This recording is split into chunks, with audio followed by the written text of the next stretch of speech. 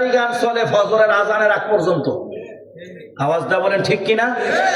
আরে আমি নিজেই তো প্রমাণ। আপনার এলাকায় মনে হয় এগুলো নাই, আমি আপনাকে খবর কই দিতাম না। আমি ওই দিন নামাজ এই ওয়াজ মাহফিল কইরা আমি আলহামদুলিল্লাহ এই গাড়িটা যেহেতু মাদ্রাসার সামনে কবরস্থান ফুসকুনিফার রাহুন লাগে, আমি গাড়িটাতে দরজাটা খুললেই বরাবর আগে কবরস্থানে গিয়ে দাঁড়াই। এখানে অনেক প্রিয়জন শুয়ে আছে, তাদের জন্য দোয়া করি। কাছের কলিজার টুকরো একজনের শোয়াই দিলাম 2 দিন আগে, কাছের প্রিয় মানুষ বড় ফুফা শফিকুল ইসলাম রহমতুল্লাহ আলাই। রহমতুল্লাহ আলাই মানে আল্লাহ তার উপরে রহম করেন। এইটা সবার জন্যই কম যায়। হ্যাঁ, আমরা অনেকের ক্ষেত্রে বাংলায় বলি, আলেমদের ক্ষেত্রে এটা খুব বেশি ব্যবহার করি। সাধারণ মানুষের ব্যাপারে অমুকে মারা গেছে, আল্লাহ তার উপরে রহম করুক, আল্লাহ জান্নাতবাসী করুক। একদিন আমি ক্লাসের মধ্যে আমার ওস্তাদ কইতেছি ইয়াসিন আরাফাত রহমতুল্লাহ আলাই। আমি কইলাম আমি তো এখনো মরছি না। কই না না, এটা তো দোয়া, এটা সবার ক্ষেত্রেই কম যায়। আরো এই মিশরে ক্লাসের মধ্যে কইটা তো দোয়া, এটা জীবিতর জন্য করা যায়, মানুষের জন্য মৃত্যুর জন্য করে, যদিও আমাদের দেশে মৃত্যু ব্যক্তির জন্য ব্যবহার হয়। তো যেটা বলতেছিলাম প্রিয় ভাই ও বন্ধুরা আমার, যে এই আমি দোয়া করতেন যাম কবরস্থানে, এমন সময় দেখি ফাঁসে বিষ্ণুপুর এমন গান, আর মাইকলার আজকাল মাইকটা ভালোই পড়ছে। মাঝে মধ্যে মাইকে আমরা কথা কইলে যায় না, আর ভান্ডারি গানের মাইকের বাঁশির সুরে মানুষ ঘুমাইতে পারে না। জোরে বলে ঠিক কিনা? আরো জোরে বলে ঠিক কিনা? এই ভান্ডারি গান এমন ভাবে চালাইছে, বাঁশির সুর আয়া কানের ভিতরে মনে হয় যে জোর করে আমারই শোনাইছে, বা জানে আমি এটির বিরুদ্ধে কথাবার্তা কই।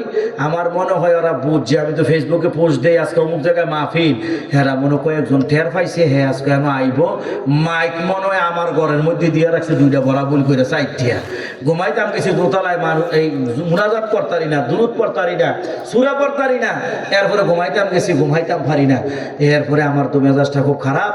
আমি পরের দিন ওসি সাহেবরে ফোন দিলাম, এই শুক্রবার দিন। তারপর ওসি সাহেবকে আইন গেছি, কোনোদিন দেখা হয় নাই। গেছি, পরে ওসি সাহেবের কথাবার্তা হইল। আমি কইলাম আমি তো যতটুকু জানি, ওয়াজ হোক, মাহফিল হোক, গান হোক, যাত্রা হোক, যতই হোক 12টার পরে তো করা ঠিক না, অনেকে হয়তো 12:30 করে। তো এখন যে আপনার এলাকায় 4টা পর্যন্ত ফজর পর্যন্ত পরে, কই আমরা তো আর সব ঘুরে ঘুরে দেখি না, আপনি ফোন দিলেন না কেরে? দিলেই তো আমি ফাড়াই দিতাম ফরজ। আমরাও তো সমাজের অনেক কিছু জানি না। এই যে আব্দুল হাই মোহাম্মদ সাইফুল্লাহ নামের একজন ব্যক্তি বলে, ঘুমাইতে পারতেছি না গান বাজনার কারণে। বিয়া করবি কর, তুই আমদারে ঘুমাইতে দেস না কেরে? 999 ফোন দিছে, লগে লগে পুলিশ বিয়া করবেন, আপনি করেন। আপনারা কে বলছে এই সোসাইটি মানুষের ঘুম নষ্ট করে এই গান বাজনা করতে? জোরে বলেন ঠিক কিনা? আরে শহীদ কাপুর একজন হিন্দুস্তানের নায়ক, জন্মদিনে 12টার পরে ডেক্সেক বাজাচ্ছে, দিকে পুলিশ কত নায়কের খাতা বলে বন্ধ কর, মানুষ ঘুমাইতে পারতেছে না। এই অধিকার তোরে কে দিচ্ছে? জোরে বলেন ঠিক কিনা? এটা আইনে নাই। 12টার মধ্যে শেষ করে দিবেন। আপনারা 4:30 পর্যন্ত, ফজরের আজানের আগ পর্যন্ত গান বাজাইবেন, এই অধিকার আপনারা কে দিচ্ছে? মানুষকে কষ্ট দেওয়া হারাম। যদি মাহফিল করতে গিয়েও কোন মানুষ আপনাকে বলে, ভাই আমাদের এখানে অসুস্থ আছে, বাচ্চা আছে, ঘুমায়, মাইকটা আমার বাড়ির বরাবর দিবি না, ওয়াজের মাইকও তাদের বাড়ির বরাবর দিবেন না। মানুষকে কষ্ট দিয়া তো ইসলাম প্রচার করতে বলে নাই। জোরে বলেন ঠিক কিনা? এই বললা যে সে ইসলাম বিরোধী, এইটাও কইবেন না। কেউ যদি বলে, ভাই তোরা আজকে মাহফিল করবি, আমার বাড়িতে অসুস্থ রুগী আছে, বাচ্চা আছে, মাইকটা আমার বাড়ি বরাবর দিস না, আপনারা দিবেন না। জোরে বলেন ঠিক কিনা? আর অনেকে মনে করে বাংলাদেশেই বলি ওয়াজ মাহফিল এই মাইকটা চলে না। আমি মিশরে এখন পড়াশোনা করি, আমি দেখেছি অনেকগুলো দেশে গেছি আমি। ভারতবর্ষে হিন্দু রাষ্ট্র, তারপরে দেখেন গিয়ে মাহফিল করি 50টা মাইক লাগাইয়া। মিশরে আমি দেখেছি আউয়াল ওয়াক্তে জামাত হয়, আজান হয়, যেই মাইক দিয়ে আপনাদের আজান হয়, বাইরের মাইক দিয়ে ওই মাইক দিয়ে জামাত হয় ফজরে আউয়াল ওয়াক্তে, যার নামাজের পরও 2 ঘন্টা সময় আছে সূর্য উঠতে। ওই কোনোদিন তো তারা বলে নাই যে মাইক বন্ধ করে।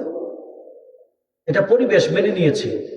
কিন্তু আপনাকে কে বলছে আপনি 4টা-5টা পর্যন্ত গান বাজাইবেন বা ওয়াজই করবেন? গান বাদ দিলাম, ওয়াজ করবেন আপনি 4টা পর্যন্ত, কে বলছে আপনাকে? এগুলো থেকে আমাদের অন্ততপক্ষে বোঝা লাগবে, এতটুকু জ্ঞান আমাদের রাখতে হবে, সমাজের মানুষের কথাও চিন্তা করতে হবে। জোরে বলেন ঠিক কিনা? এখন আমি যে বিষয়গুলো বললাম, এই জায়গায় কি পাইছেন গান বাজনা করার লাগবো ইমানের অঙ্গ? নাউজুবিল্লাহ বলতেন না? আকল মান কিলে ইশারা কাফি, দোস্ত তাহিরি কইছিল বুঝলে বুঝবাতা, না বুঝলে তেজপাতা, আমার মাহফিল আজ কই শেষে নই। আল্লাহ আমাদের কবুল করেন পড়ি আমিন। আল্লাহ আমাদের উপরে রহম করেন আমিন। আরো জোরে বলেন আমিন, আরো জোরে বলেন আমিন। আল্লাহ রাব্বুল ইজ্জত ওয়াল জালাল আমাদের প্রত্যেককে মাফ করে দেন, সকলে পড়ি আমিন। এই বাড়ির এবং এই গ্রামের